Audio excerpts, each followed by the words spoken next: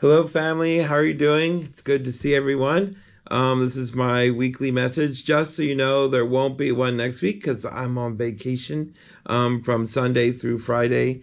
So there won't be a weekly message next week. But for this week's, I'd like to talk about the reading for tomorrow. I was kind of preparing for the school mass and looking over the reading for the tomorrow, and it's one of my favorites. So it's from Mark 3:13. It's called the subtitle is called The Mission of the 12. He went up the mountain and summoned those whom he wanted, and they came to him. He appointed 12, whom he also named apostles, that they might be with him, and he might send them forth to preach and to have authority to drive out demons. Simon, whom he named Peter, James, son of Zebedee, and John, the brother of James, who he named Boanerges, that is, sons of thunder, Andrew, Philip, Bartholomew, Matthew, Thomas, James, the son of Alphaeus, Thaddeus, Simon the Canaanian, and Judas Iscariot, who would betray him. So that's it. That's the reading for tomorrow. And it's kind of like a short reading, doesn't have a lot in it, but I think what it does have in it is, and especially for the children, but for us too, is Jesus' calling of the 12 is kind of a sign to let us know, even though he was God, he was still man, right? There's always that human and divine. And the human part of him, I think, is what's speaking here in saying that if he wants this mission to last, if he wants it to be fruitful, if he wants it to spread out over the whole world, which he wants all those things, then he can't do it alone. He can't be a one-man show. He needs help.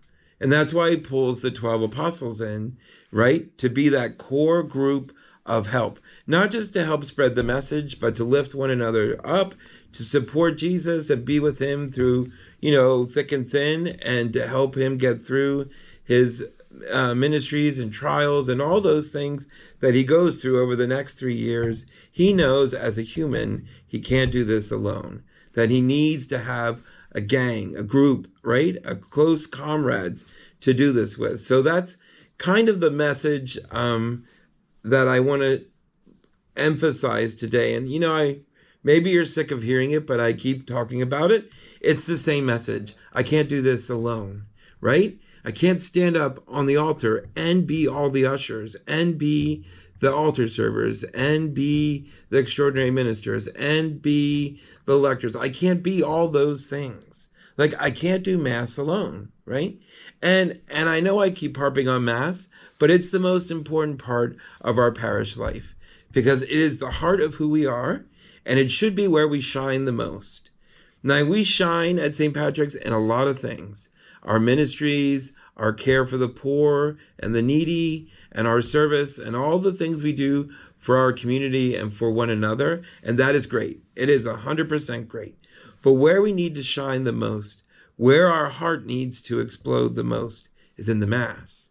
And to do that, again, like Jesus, can't do it alone. I need your help to be ushers, to be altar servers, to be lectors, extraordinary ministers, to be sacristans and assist the sacristans and, straighten up and cleaning up after the masses, the decorating crews that we use at Christmas and Easter and throughout the year. That takes people, right? It takes that third part of our purpose, to serve the church, right? To make it glow, to make people realize that at the heart of who we are is the Mass, and it's the most amazing thing we do as a people, is our worship on Sundays. And so please, continue to consider and think about, as we start this new year, serving in the church in some respect.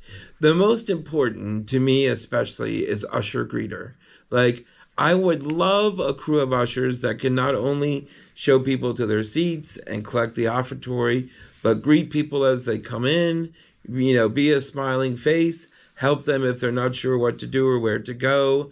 And that crew needs to grow so that the same people aren't doing that service every Sunday.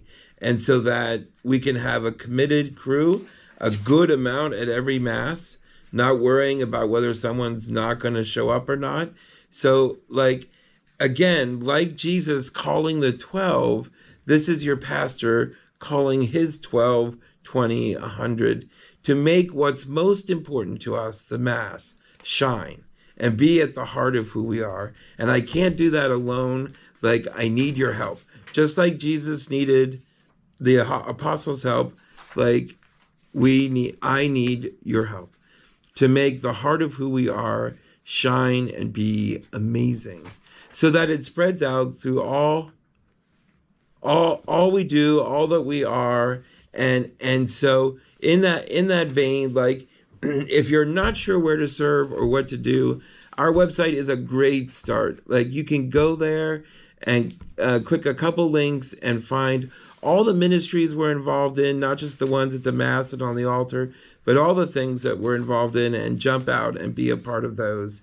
To help with that process, I've hired Elaine Zakar to be our director of ministries and volunteers.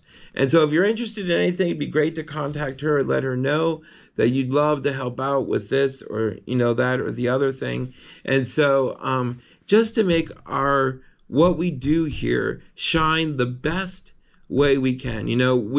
We need to reflect what we do in a way that makes people see that we care about what we do, right? We need it to be fantastic, right? We need it to be stunning so that people can see, like, we need it to be on point, as the kids say, like sharp, like, so that people come in and go, "Ooh, this worship is really amazing." Like, they have it down. And so to do that, it takes the 12, right?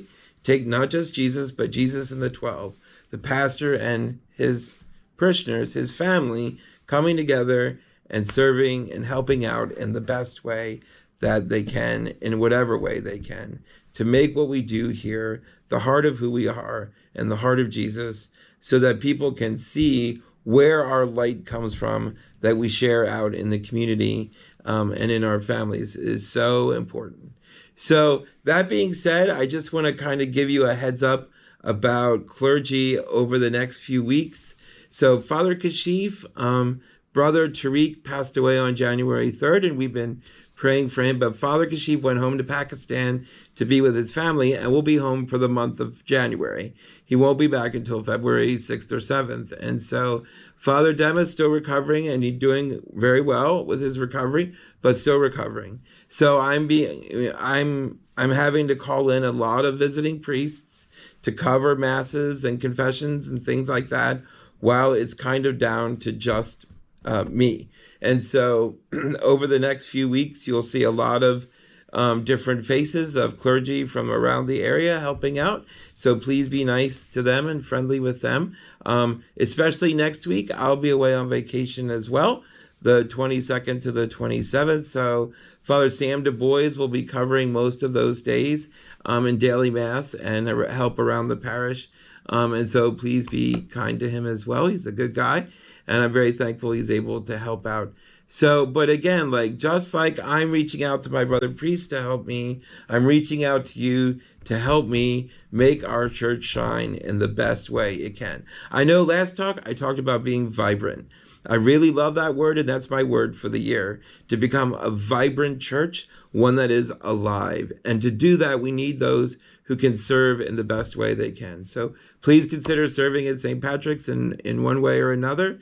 That would be really helpful. Any little role or big role, it doesn't matter. All is needed and is great help. So thank you very much. Have a great week. God bless.